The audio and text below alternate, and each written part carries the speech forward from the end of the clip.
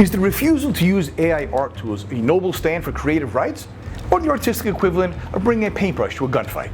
The answer might surprise or infuriate you, but either way, you're going to want to stick around and find out. Welcome back, pal, to Ink and Grow Rich, YouTube's premier storyboarding channel.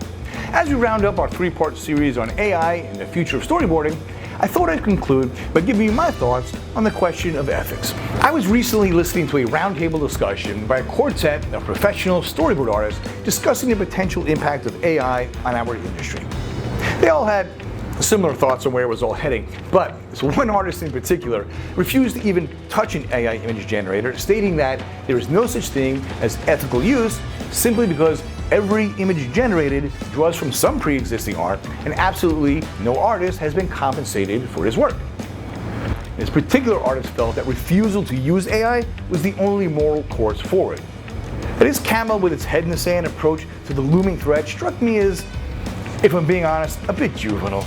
And frankly, it's miserable advice to be giving to aspiring artists who are already confused about what the next step should be taken.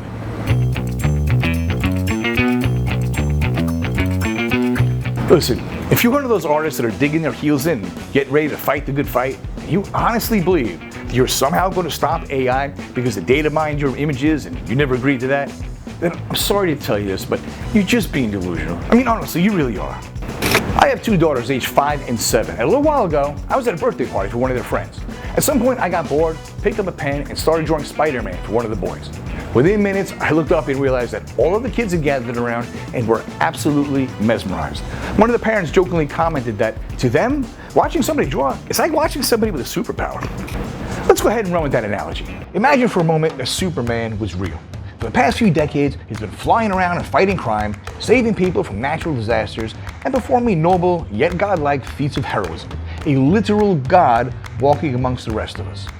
Now, imagine Lex Luthor gets a strand of his hair, uses it to create a serum that would grant anybody who drinks it all of Superman's powers. He then distributes it globally to anybody who wants it for free. Do you honestly believe there is a single human being on the planet that would give a fuck that Superman never agreed to have his DNA sampled? Do you imagine there's even one person alive who would give up the power of flight because it's ethically questionable? Do you really believe there is a single hormone-riddled 15-year-old boy that would choose not to have X-ray vision because it would create some kind of a moral dilemma? Listen, I agree with you. AI being trained over art found on the internet without getting permission from the artist, it may not be fair, may not be honest. What it is reality.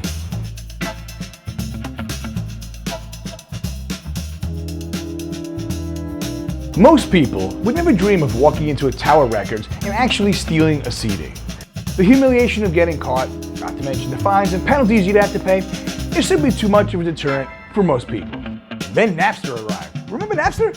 If you didn't live through it, trust me, it is impossible to overstate just how damaging this tiny piece of software was to the music industry. Because, as it turns out, once the threat of being caught was removed, well, we all saw just how quickly and eagerly the world was willing to shed its morality. And yeah, sure, the music industry was successful in shutting Napster down, but it didn't stop the global pirating of music that goes on to this day. Now, I personally have not bought a CD in over 25 years, nor do I know anybody who loses a wink of sleep over the great injustices being done to the poor, starving musicians. Somehow, and you can go ahead and call me hopeless optimist here, but I feel like Taylor Swift's gonna make her car payment this month. The music industry survived by completely redesigning their business model from the ground up. They switched from CD sales to streaming services and capitalized on live performances and merchandising. Today, they are alive and well, as is the pirating of music. Ultimately, that's exactly what's going to happen here. We're either going to have to redesign the entire business model or figure out another way of making money with our art. But deluding yourself with this idea that you're David and you're somehow going to stop the AI Goliath with a legal battle, it's just preposterous. It's fanciful, wishful thinking. Stop doing it.